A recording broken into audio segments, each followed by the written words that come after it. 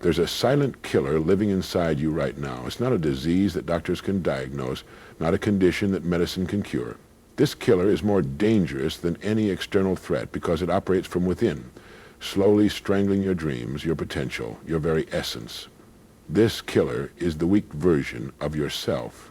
Right now, as you sit there, that weak version is whispering in your ear. It's telling you that you're not good enough, that you don't have what it takes, that success is for other people. It's the voice that says tomorrow when opportunity knocks today. It's the force that keeps you small when you were born to be great. You see, most people live their entire lives never realizing they're at war. They think the enemy is out there somewhere, in their circumstances and other people, in their past. But the real enemy, the one that determines whether you live a life of quiet desperation or magnificent achievement, is staring back at you in the mirror every morning. That weak version of you has been building its case for years. It collects evidence like a prosecuting attorney, filing away every failure, every rejection, every moment of doubt. It builds a fortress of limitations around your mind, convincing you that the walls are there to protect you, when really they're there to imprison you. But here's what that weak version doesn't want you to know. It's not even real. It's nothing more than a collection of false beliefs, inherited fears, and learned helplessness. It's a phantom that has convinced you it's flesh and blood. Every day you feed it with your thoughts, strengthen it with your words, and empower it with your actions. The weak version of you settles. It settles for the job that pays the bills but kills the spirit. It settles for relationships that drain rather than inspire. It settles for a life half-lived, because full living requires courage, and courage is something the weak version has convinced you that you don't possess. Think about the last time you had a brilliant idea, a moment of inspiration that made your heart race with possibility. What happened next? Did you act on it? Or did that familiar voice start speaking? That's too risky, it said. You don't have the experience for that. What will people think? You tried something like that before and failed. That voice, that convincing, reasonable-sounding voice, is your enemy. The weak version of you loves comfort zones. It has decorated them beautifully, made them feel safe and familiar. It has convinced you that stepping outside these zones is dangerous, that the unknown is to be feared rather than explored. But comfort zones are not places of safety. They are places of slow death. Nothing grows there. Nothing is created there. Nothing meaningful ever happens there. Look around you at the people you admire, the ones who've achieved something significant in their lives. Every single one of them had to kill their weak version. Every one of them had to face that voice of limitation and tell it to be quiet.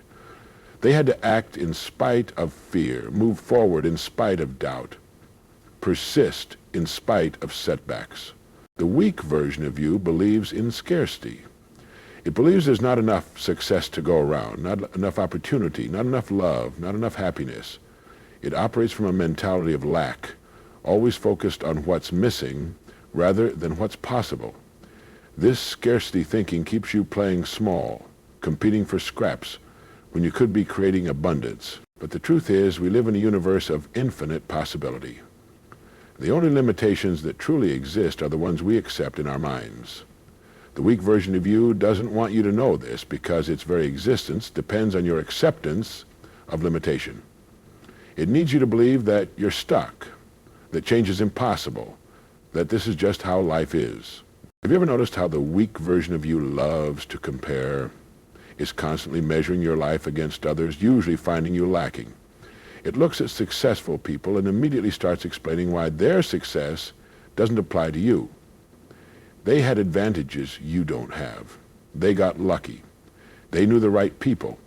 This comparison game is rigged from the start because it's not designed to inspire you to greatness. It's designed to keep you in your place. The weak version thrives on excuses. It's a master storyteller, weaving elaborate tales about why you can't, why you shouldn't, why it's not the right time.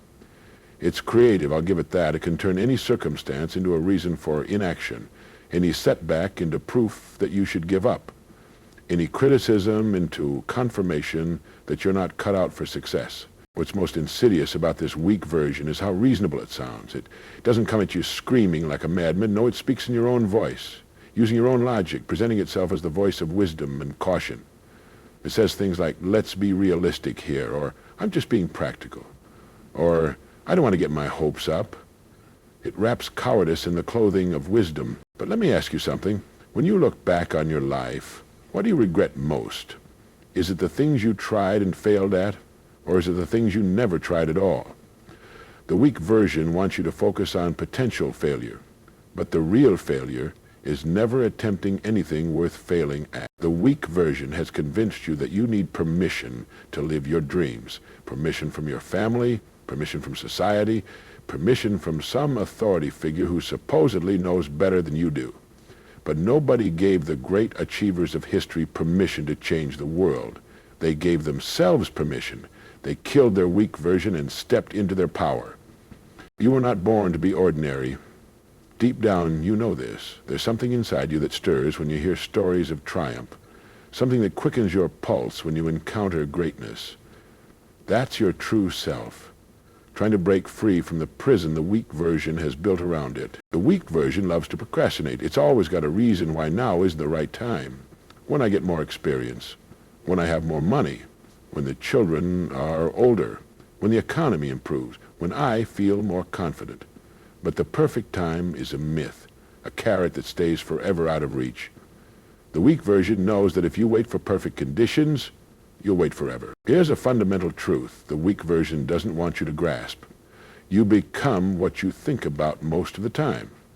If you're constantly thinking about your limitations, your problems, your fears, then that's exactly what you'll create more of in your life. The weak version feeds on negative thinking because that's how it stays alive and grows stronger. But the opposite is also true. When you think about possibilities, about growth, about becoming better than you are today, you begin to attract the very circumstances that will help you achieve those things. Your thoughts are like seeds planted in the fertile soil of your mind.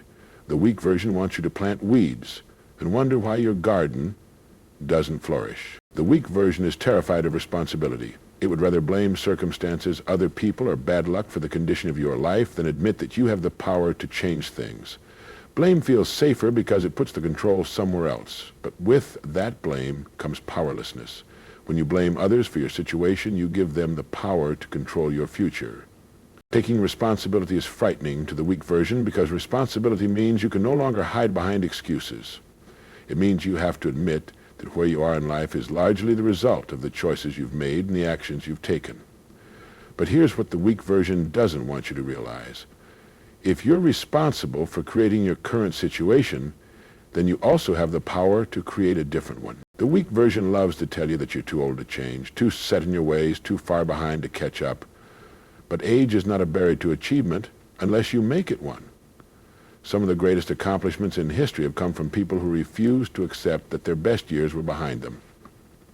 The only thing that makes you too old to pursue your dreams is the belief that you're too old. What about those times when you've surprised yourself? Remember when you did something you thought was impossible, when you rose to an occasion that seemed beyond your capabilities? Where was your weak version then? It was silenced, temporarily defeated by evidence of your true potential. Those moments are glimpses of who you really are when you stop listening to the voice of limitation. The weak version wants you to believe that talent is fixed, that you either have it or you don't. But talent is not some mysterious gift that falls from the sky. Talent is developed through practice, persistence, and the willingness to fail repeatedly until you succeed. The weak version knows that if you truly understood this, you'd stop making excuses and start making progress. Every successful person you admire started where you are now as a human being with dreams and fears and doubts. The difference is they refused to let their weak version have the final say. They felt the fear and acted anyway. They heard the doubts and pushed forward regardless. They made the decision that their dreams were more important than their comfort.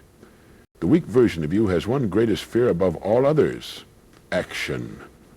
It knows that the moment you start moving toward your goals, its power begins to diminish. That's why it works so hard to keep you in the planning stage, the someday stage. Dreams without action remain fantasies forever. You cannot kill the weak version with thinking alone.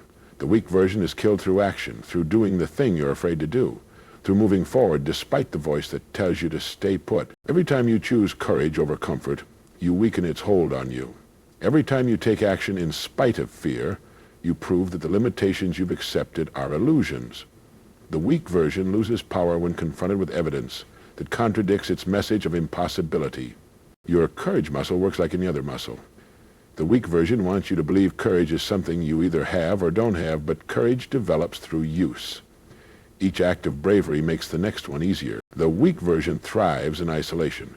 It loves when you keep your dreams to yourself, when you don't tell anyone what you're working toward. In secrecy, it can whisper doubts without contradiction. But when you speak your dreams aloud, when you commit publicly to your goals, you invite accountability into your life, and accountability is the weak version's natural enemy. Here's something that might shake you to your core. The weak version isn't just hurting you, it's hurting everyone around you. When you play small, when you settle for less than you're capable of, you rob the world of your unique gifts. You deprive your family of the inspiration that comes from watching someone they love pursue their dreams with passion. The weak version wants you to believe that your dreams are selfish, but the truth is exactly the opposite. When you live up to your potential, you inspire others to do the same. Your success gives them permission to pursue their own greatness. Have you ever noticed how being around successful, passionate people makes you feel? They don't make you feel small. They make you feel possible. That's what you could be for others if you would kill the weak version of yourself. The weak version makes mountains out of molehills. It magnifies every obstacle, turns every challenge into an insurmountable barrier. But obstacles are stepping stones. Every successful person has faced obstacles, often greater than yours. The difference is they saw obstacles as opportunities to grow stronger, not reasons to give up. When you encounter resistance, the weak version immediately starts, "See, I told you this wouldn't work." But resistance isn't a sign you're on the wrong path. It's often a sign you're on the right one. The things worth achieving don't come easily. The weak version wants you to believe success is complicated, that it requires special knowledge or connections you don't have. But success is simple. Not easy, but simple. It comes down to doing the right things consistently over time, regardless of how you feel, regardless of obstacles, regardless of what others say. Well, here's something else the weak version doesn't want you to know. Failure is not your enemy. Failure is your teacher. Every person who has achieved something significant has failed more times than most people have even tried. They understood that failure is not a verdict on their worth, it's feedback on their approach. The weak version wants you to take failure personally, to see it as confirmation of your inadequacy. But successful people take failure professionally. They analyze it, learn from it, and use it as fuel for their next attempt. They understand that the path to success is paved with failures, and each one brings them closer to their goal. So how do you kill this weak version? You starve it of what it feeds on.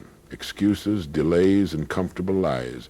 You stop negotiating with it. You stop explaining to it why now isn't the right time. You simply act. Today, right now, you make a choice. You choose to believe in your possibilities more than your limitations. You choose to trust your dreams more than your fears. You choose to become the person you were meant to be rather than the person circumstances tried to make you. The weak version will fight back. It will throw everything it has at you: doubt, fear, past failures, other people's opinions. But you'll be ready because you'll know what it is and why it's there. You'll recognize its voice and refuse to listen. Every morning when you wake up, you have a choice. You can feed the weak version with thoughts of limitation and fear, or you can starve it with thoughts of possibility and action. You can live the life it has planned for you, small, safe, and unfulfilled, or you can create the life you were born to live. The weak version of you must die for the real you to be born. Stop waiting for permission. Stop waiting for the perfect moment. Stop waiting for someone else to believe in you first. Kill that weak version of yourself and step into your power. Your time is now.